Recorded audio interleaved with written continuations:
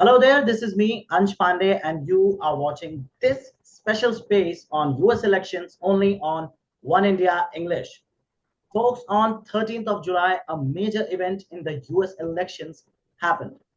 The 45th president of the United States, Donald Trump, got shot at his Pennsylvania rally, but he survived.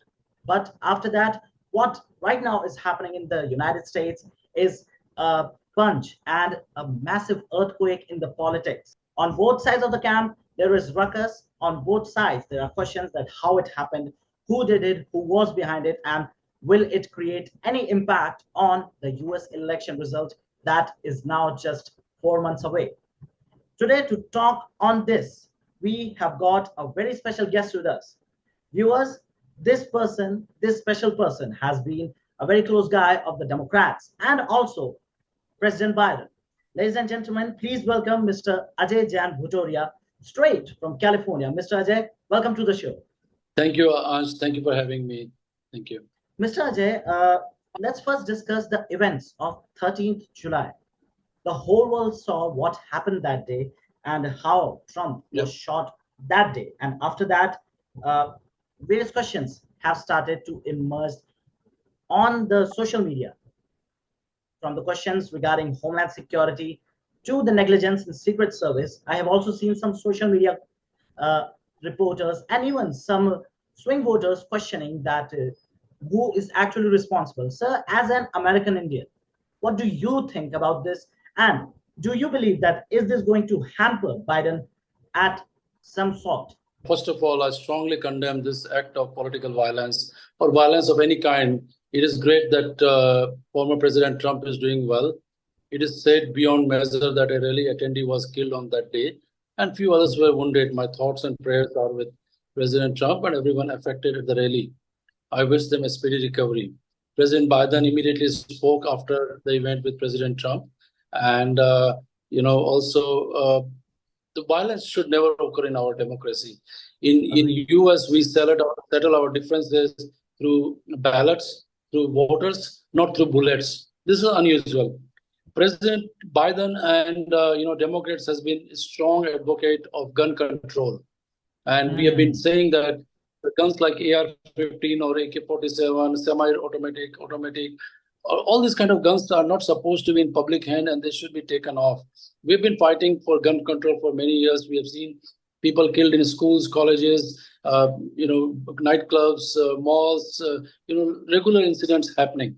So this incident, whether we don't know who was behind it, whether it was a foreign entity who wanted to create a division between Americans, or whether it was someone mentally health disturbed young 20-year-old, or whether it was a politically motivated, we don't know, and we won't know this for many weeks or months till the investigation is completed.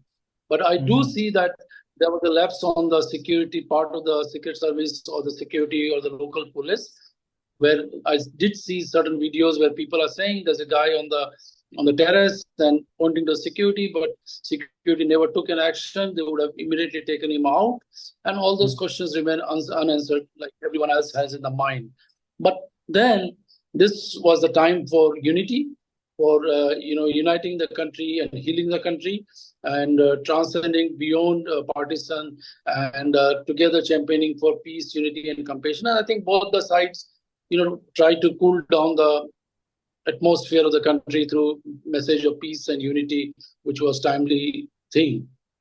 But also sad to say that the guy who's shot was, later on the social media, it was said that he's a registered Republican using a gun, which Republicans that they should have gun. Yeah, in the social media, that's what the social media says, and I cannot validate or invalidate that information. But so we used a gun which is promoted by Republicans that people should have access to gun, and did an act which is supposed to be strongly condemned. But that's what it happened. I mean, this is actually something new. I didn't know about it. Sir, I had one more query about that. Sir, regarding Joe Biden, actually, right now he's facing not just one, actually multiple challenges. If we talk about from his age factor to his sometimes slip of tongue that goes viral on social media many times. Most of the clips recently have went viral. Even in the NATO summit, he called President Putin, Vladimir Zelensky, President Putin. Zelensky. So, Zelensky. yeah, yes, sir. So, sir, this is also a thing that the voters have in their mind, that is Biden's age also a very big concern as per you? And what do you think? Can Biden and Harris in just these next 4 months can change the tide regarding this? See, I will share an interesting fact that I was looking at many polls, and one of the polls, major polls, said that after the gun control, Trump only get 1% increase in vote share, or maybe 2% as a sympathy vote share. I would have expected much more higher vote share increase, but those polls says 1 to 2%, which is nothing much. I mean, still there are 3 months of time, and we can definitely beat that numbers, and President Biden can and President Vice President Harris can recover that. Having said that, what I tell people is that to compare the two presidencies. Compare the presidency of what President Biden has done to lower down the cost of the prescription drugs, what President Biden has done to bring the manufacturing back in US, to create the highest number of jobs and lowest unemployment rate, to lower down the inflation, and on, to bring the semiconductor manufacturing back to US, and so on and on. Now, what Trump has done in his presidency, there was chaos, there was Muslim ban, and there were so many more things which country had going through was Asian American hate crimes, and so much more. We don't want that another 4 years of Trump. Trump himself said that he would be a dictator day one. These are his own words. And his presidency, he would use it for revenge and retribution. Trump said that he would allow to ban abortion nationwide with or without Congress. That's taking away women's rights, or taking away women's rights are the human rights, taking away the human rights to abortion. Trump said that he would repeal Obamacare, ripping healthcare for many Americans without having a concrete plans for replacement. Trump said that he would slash Social Security and Medicare. He said that he will cut down or on FBI, the agencies, or the education department, or many more things. He would raise cost for workers, and he would give cut to billionaires as he did in the first term. And he also said that he will abandon NATO and our allies. So, and I know that will help Putin for further invasion of Ukraine or whatever, and much more. So, what does that mean? We and the next president will have chance to, appoint 2 more Supreme Court judges. We have already seen, the current conservative Supreme Court judges appointed by Trump trying to overturn Roe versus Wade or many things. And if we have these 2 judges appointed by Trump, the country can go back to losing the LGBTQ rights and so many much more. I mean, which will be a disaster. So that is why Democrats say that Trump is a threat to democracy. Now, how else would you say? If someone says, I want to be a dictator day one, you have to say he's a threat to democracy. And that's why it's still time for Democrats to think through, and independent voters and the swing voters who will definitely end up voting for President Biden, and think. Now, when they compare his presidencies, getting the work done, he knows what is the difference between right and wrong, and he has experience to get the work done. Now, coming to age factor and what they call media, some missing the names or things. Media completely ignores the lies made by Trump. On the debate stage, he said more than 28 lies, but media ignored it. Media ignored when he calls his wife Melanie as some other names, when he forgets some other names and he uses something else, when he goes on a rant and he's doing a speech to not having proper water in the shower. I mean, he talks random things and then nobody notices, and then but the whole media has been very tough on President Biden. I will, if you allow me, I'll tell you one personal story. I've been on the campaign trail and the fundraising trail. I've been able to see President Biden several times. A few weeks back, I was in Virginia. There was a fundraising event with President Biden, President Clinton, Secretary Clinton, and First Lady. They were all on the stage, and we prior to that, there was an event in LA with President Obama. And so my son, he's 13, and we were traveling from to LA, and he was exhausted and tired. So we were standing right in front of the stage, and then waiting for the president to come. So we stood there like an hour and a half, and then president came. There was speeches for an hour. So by the time he was so tired that he was leaning on me, and he was eager to sit down, but there was no place. So, but we were right in front of the stage, and so he was leaning. I was trying to hold him, and as if like he's going to fall down like a kid, he was behaving. But he's always a great kid. I mean, so President Biden saw that after the speeches were done, when he came to the rope line to meet people, he came and he asked me, Ajay, how's your son doing? Is he doing okay? I saw him that he's not feeling well. I said, Mr. President, yeah, he's tired and exhausted, not feeling well. But now seeing you, he's happy. And he hugged him. He talked to him for 2-3 minutes and gave him all the love and attention. So now tell me, sitting on a stage, we are like 20-25 feet away, a crowd of 700 people. The president notices a kid not feeling well and then comes and talks to him and asks him. He's in the best awareness, he's in the best presence of mind, and he's in the best with kind heart and compassionate. And he's caring, and he cares about the people. And that's why he says that he wants to finish the agenda. And only he can defeat Trump right now. So I think the ticket of President Biden and Harris is the strongest ticket. And Democrats are going to defeat Biden. I mean, going to defeat Trump.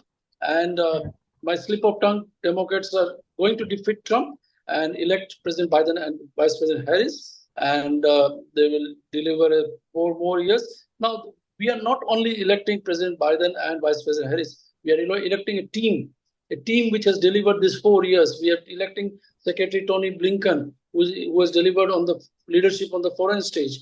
We are electing United States Trade Representative Catherine Tai, who's expanded U.S. trade and globally. We are electing Defense Secretary Austin, who has carried us help through several foreign wars and support and keeping America safe. We are electing the people who are leading the Homeland, the Commerce Department or the Education Department or everything else. So there's a strong team which is working behind and keeping the country successful and moving forward. So that's what I have to say. Well, definitely, as you talked about the team that it is going to get elected again. Sir, but still there's one more factor, that is infighting. We have seen infighting within the Republican Party for the last few months when Nikki Haley, Ron DeSantis, and other were vying for the presidency. But eventually, right now, the Republican National Convention is going on, and most of them have now endorsed Trump. Coming to the Democrats right now, there are 2 prominent Democrats whom I remember. One is Chuck Schumer, and other is Adam Schiff, if I'm not wrong. Both have advised, and there are reports that they are saying and pushing Biden to step down because it is hurting the Democrats. I mean, that's what the reports are claiming. Even the CNN and other reports are also claiming these things. Sir, what do you think? These reports specifically, are they hampering Democrats? Because these reports of infighting are now getting more frequent in the Democratic faction, and the Democratic National Convention is still at least 2-3 weeks away, if I'm not wrong. Yeah, the Democratic Convention starts from August 18 to 23. I'm on the Rules Committee, and I look forward to the convention.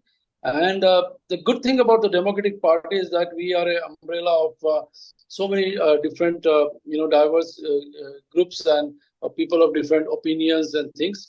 But when it comes to the country, the candidate, and the President Biden, the differences are appreciated, and everybody has the right to voice their voice, whether in support or against. But at the end of the day, they know that to defeat Trump, everybody is united. You do hear in media the voices and things of, they express their concerns and things. But let me also tell you the voices in support. Governor Gavin Newsom from California, he's strongly behind President Biden and been campaigning for him, and he has been working very hard. Whether it's the governor of Michigan, Gretchen Whitmer, or Governor Shapiro, or governor of other states, they all, are behind President Biden. There's a huge list of members of Congress and Senate, which is, the most important thing is the voters are behind President Biden. The voters want another 4 years of Biden, another 4 years of healing. President Biden ran the first election, saved the soul of the nation, and that restored the soul of the nation, which he was successful. Cooling down the temperature, uniting and moving forward the country on the foreign leadership, and much more.